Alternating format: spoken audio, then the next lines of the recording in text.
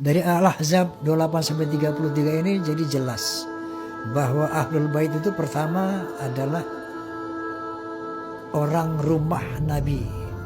Ada satu hadis mengatakan bahwa Nabi SAW menyebutkan yang namanya Ali, Fatimah, Hasan dan Husain radhiyallahu anhum ini Ahlul Baitku. Masih relate dengan Al-Ahzab bahwa Ahlul Bait itu adalah keluarga rumah, bukan keturunan. Bukan keturunan. Ada yang harus diluruskan juga, yaitu surat Asy-Syura ayat 23 yang berbunyi Qul la as'alukum alaihi ajran ilal mawaddata fil qurba, yang artinya katakan ya Muhammad, aku tidak meminta imbalan atas dakwah yang aku lakukan, melainkan cinta dan kasih sayang dalam kekerabatan. Bahwa ilal mawaddata fil qurba artinya adalah kecuali cinta dan kasih sayang dalam kekeluargaan, dalam kekerabatan, bukan cinta kepada keluargaku, bukan cinta kepada keluargaku. Mari kita lihat bagaimana komentar para ahli tafsir surah ke-42 Asy-Syura di ayat ke-23. At-Tafsir Al-Kabir karya Al-Imam Al-Fakhr Razi. Illa al-mawaddata fil qurba, yang dimaksud al-mawaddah fil qurba, kecintaan kepada kekerabatanku, beliau simpulkan itu ada 3. Bisa umatnya, ya, seluruh umat beliau yang mengikuti seluruh tuntunan Rasulullah SAW dengan benar. Tafsiran kedua diartikan pula dengan sahabat-sahabat Rasulullah SAW. Nah, tapi yang paling menarik ada yang ketiga, dan ini menempati level yang tertinggi, yaitu langsung keluarga besar keturunan Rasulullah SAW. Baik ya, semua tersambung dari Al Hasan ataupun Al Husain ridwanullahu alaihima, yang keduanya tentunya tersambung kepada Sayyidah Fatimah Az-Zahra, ya, putri Rasulullah SAW, istri dari sahabat mulia Ali bin Abi Thalib karramahullahu wajhah.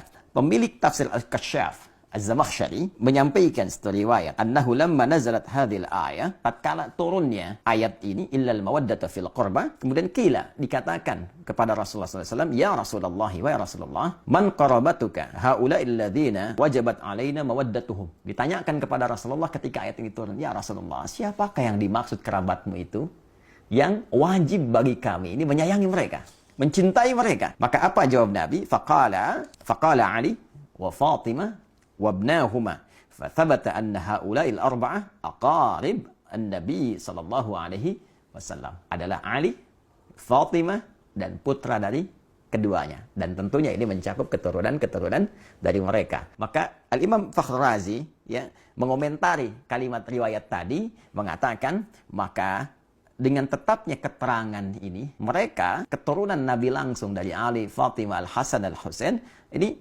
harus menempati porsi tertinggi dari nilai kasih, cinta, perhatian, tak boleh disakiti, dari 3 golongan yang tadi disebutkan. Bahkan Imam Fakhr Razi langsung mengomentari, bahkan ini kita bisa dapati beberapa petunjuk, kata beliau. Di antara petunjuknya, la syakka anna Nabiya sallallahu alaihi wasallam kana yuhibbu Fatimah alaihi salam, qala sallallahu alaihi wasallam, Fatimatu bid'atu minni, ya, Fatimah tu bid'atun minni, yu'dhini ma yu'dhiha. Fatimah itu belahan diriku, belahan jiwaku. Maka siapa yang menyakitinya, dia telah menyakitiku. Siapa yang menyakitinya, dia telah menyakitiku.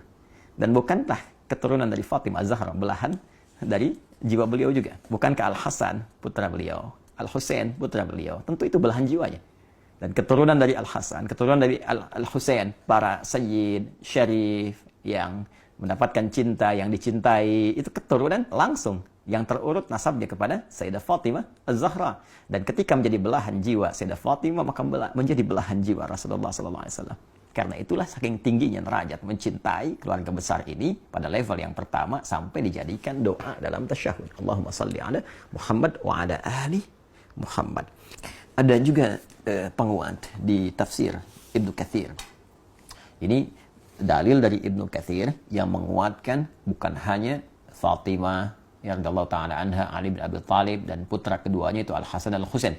Tidak dicukupkan mawaddah al-qurba fil qurba pada keempatnya. Nah, di antara buktinya apa yang disampaikan oleh Imam Ibnu Katsir dalam tafsirnya, tafsir Al-Qur'anil Azim. Ia berkata, "Lamma ji'a bi Ali ibn al-Husain asyara." Tatkala Ali bin Husain ditawan, maka kemudian dia dibawa ke gerbang kota Dimashq. Berdirilah seorang laki-laki dari masyarakat Syam. Faqala, dia berkata, "Alhamdulillahilladzi qatalakum wasta'salakum wa qata'a qarnil fitnah." Segala puji bagi Allah Subhanahu wa taala yang telah menghancurkan kalian dan memutus fitnah di zamanku ini.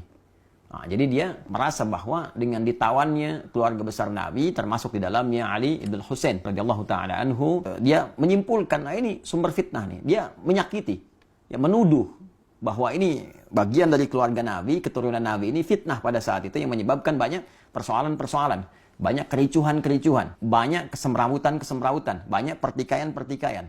Maka dia menyimpulkan ini dengan ditangkapnya, ditawannya orang ini, keturunan Nabi SAW dengan kalimat yang tak pantas tadi. Ya, saya nggak berani menerjemahkan dengan yang lebih kasar, ya, yang sesuai dengan apa yang dia katakan tadi. Saya mungkin katakan yang telah menangkap dia, itu ya. Kemudian dan menghilangkan fitnah di zamanku ini.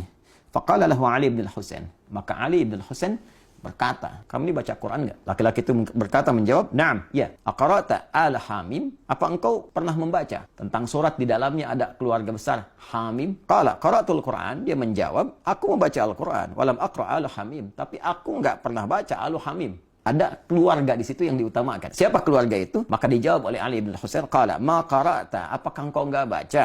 Di ayat 23 tadi, "Qul la as'alukum 'alaihi ajran illa al-mawaddata fil qurba." Katakan Muhammad SAW, aku tidak meminta kepada kalian satu upah pun, satu materi pun kecuali rasa cinta, rasa hormat kepada keluarga keturunan Rasulullah SAW.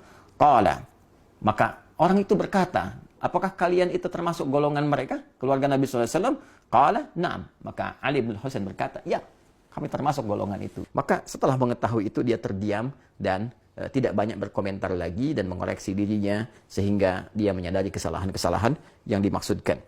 Maka dijawablah kemudian oleh Amr bin Shu'aib, yang dimaksud di ayat ini spesifik, maksudnya adalah kerabat Nabi sallallahu alaihi wasallam. Jadi bila kita punya keluarga saja kita jaga, kita sayangi, maka demikian Rasulullah menjaga, menyayangi keluarga besarnya, termasuk keturunan-keturunannya. Karena itulah di dalam bahasa Arab orang yang dicintai disebut dengan mahbub.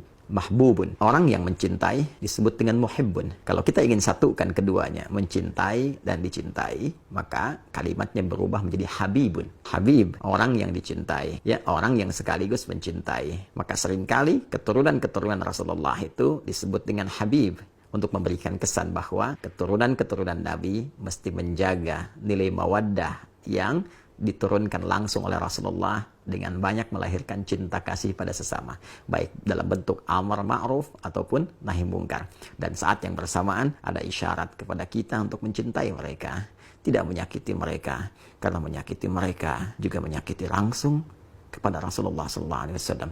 Dengan ini saya bermohon kepada Allah, semoga Allah senantiasa memuliakan kita semua, memuliakan sahabat-sahabat Nabi, dan terkhusus memuliakan, mencintai dan menjaga seluruh keluarga besar Rasulullah SAW sampai dengan keturunannya di masa kini ataupun di masa yang akan datang.